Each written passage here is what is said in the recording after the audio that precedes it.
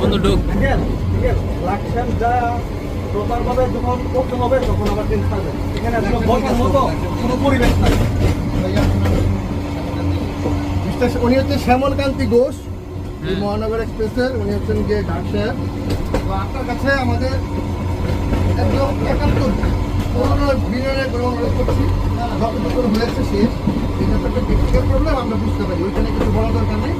আপনি শুধু একটু এনশিওর করবেন লাকসাম যাওয়ার পর এটা যেন ঠিক করে কাজ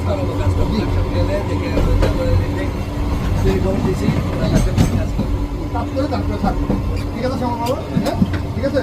আপনারা আপনাদের কথাটা বজায় রাখবেন। আমাদেরকে একবার বলছেন যে ট্রেনিতে ঠিক করবেন। বাচ্চাগুলো শুনেন, আপনার হ্যাঁ এগুলো কি বুঝতেছেন, ঠিক আছে?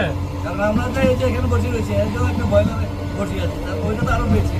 একবার বলা হয়েছিল ফেরিতে ফেরি আসার পর গাড়ি রাখবে, দাঁড়া করে একবার ঠিক করে তারপর চেষ্টা করছেন। আচ্ছা শুনেন, আমি দেখছি তো উনি যে কাজ করতেছে, ভিডিও কলে কল দিছে।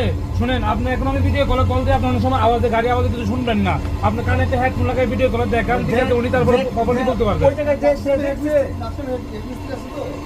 ওই জায়গায় যে দেখছে শুধু সময় নষ্ট করছে।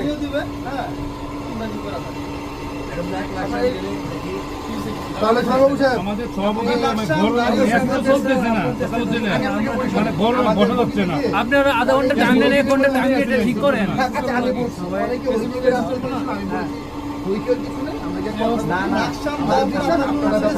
বিশেষ বিবেচনায়